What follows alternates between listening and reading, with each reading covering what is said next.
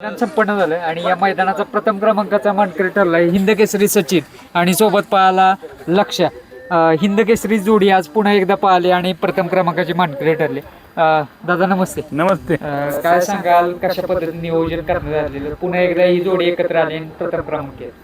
होय, आपली ही जोडी आज पळताना कातर खाटा वैभव पाटील विक्रम पाटील त्यांनी मला फोन केला. म्हणले आपल्याला गेल्या वर्षी जोडी बकासूर आणि सर्जा आणि सचिन आणि लक्ष्या ही गाडी म्हणजे ह्या गाड्या आपल्या मैदानाला विठ्ठल केसरीला पळायला पाहिजेत.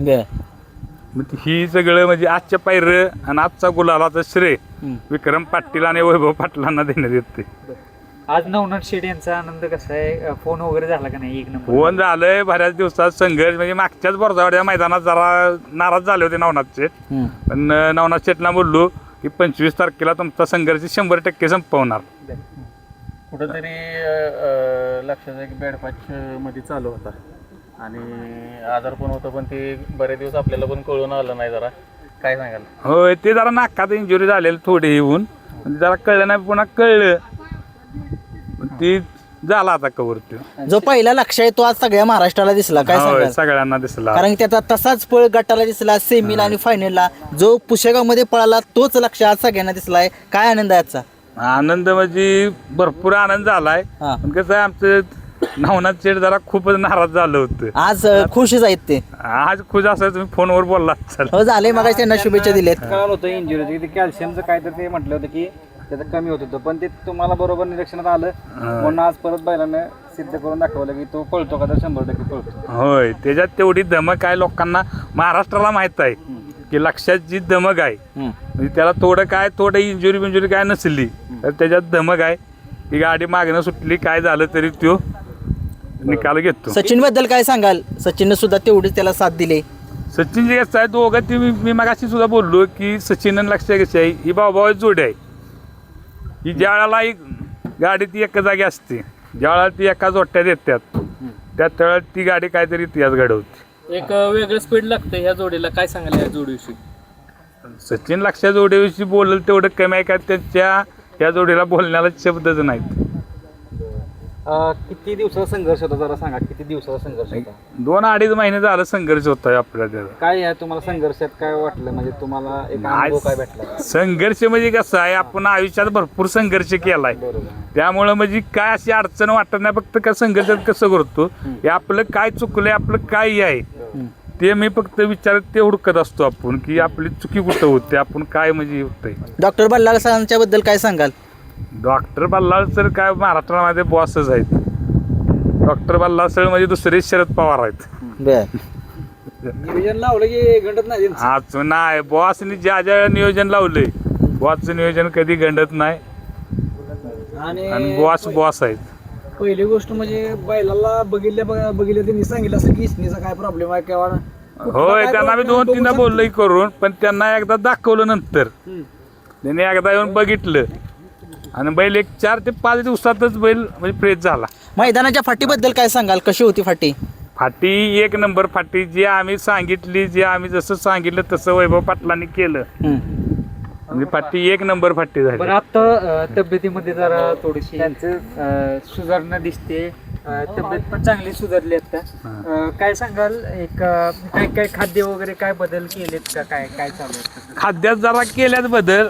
अगोदर ते गाडग्यांचं होतं खिलार खाव, नंतर जरा शेटजींना ते आमचे धनाजी पिसाळ बोलले युट्यूबवर तुमचे, मग त्यांचे ती धनाजी पिसाळांचं खाद्य 8 दिवस झाला, आठवडा झाला चालू केलेलं. आज आयोजक सुद्धा आहेत पाटील साहेब.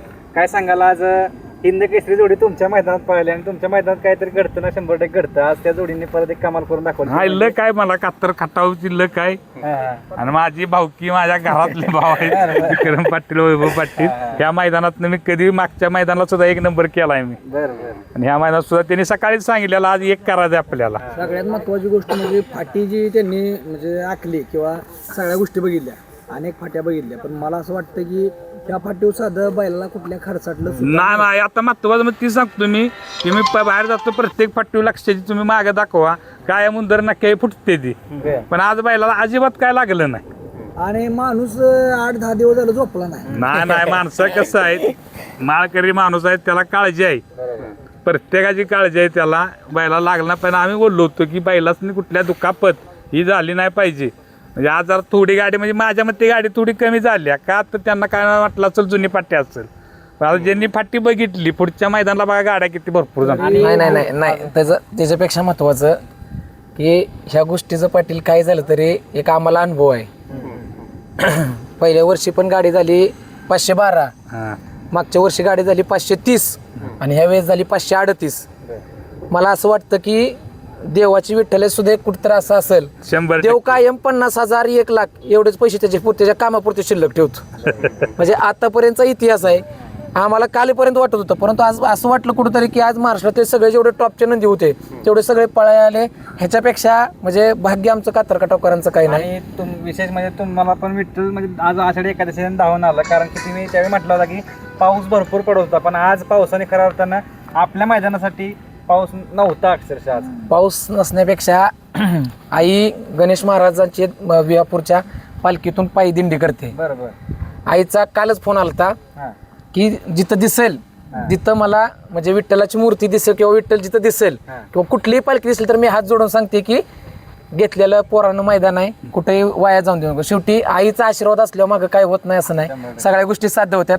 आणि मुळात एक आहे की दरवर्षी बघतो आम्ही, मी म्हणून प्रत्येक तुमच्या बाईटमधनं सांगत होतो की मला खात्री होती की ह्या मैदानाला पाऊस नाही येणार, जर नाहीच येणार.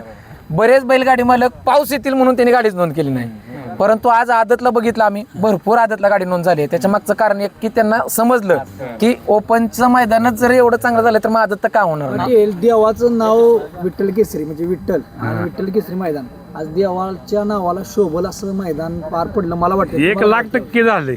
देवाच्या नावात शुभ असतं त्या देवानं कृपा बी केली तेवढी. वैभव पाटलांच्यावर कृपा आहे. वैभव पाटलांनी त्या विठ्ठलाला माझ्या लक्षाचा संघर्ष संपवायचा होता, त्यामुळे ही वातावरण आजचं राहिलं. आणि आदत संदर्भात काय अपडेट आहे? आदतची 9 वाजता आता ऑनलाईन नोंदणी झाली म्हणजे पूर्ण झाली आहे. आणि 9 वाजता महाराष्ट्राची परंपरा आणि संस्कृती या चॅनलवर आता आदतचे गट निघतील. आदतचे गट जास्त आहेत, त्यामुळे आदतच्या सर्व बैलगाडी मालकांना विनंती आहे की सकाळी 7लाच गट म्हणजे मैदान चालू होईल. कारण देवाला मी म्हणजे साकडं घातलं होतं आजच्या मैदानाचं, उद्याचं नाही. त्यामुळं त्यानं जर आशीर्वाद दिला उद्याच्या मैदानाचा तरी ते व्यवस्थित होईल पूर्ण. शेवटी नारळ सुद्धा मी माळकरी माणसांकडनं फोडून घेतो. मैदानाची प्रत्येक गोष्ट पावती पूजन सुद्धा मी म्हणजे पुस्तकाचं माळकरी माणसांकडून घेतो, कारण की मैदानाचं नाव विठ्ठल केसरी आहे. त्यामुळं 100% देव अडचणीत आणणार नाही, कारण त्याच्यासाठी या गोष्टी चालल्या. पल्ला कमी केला का?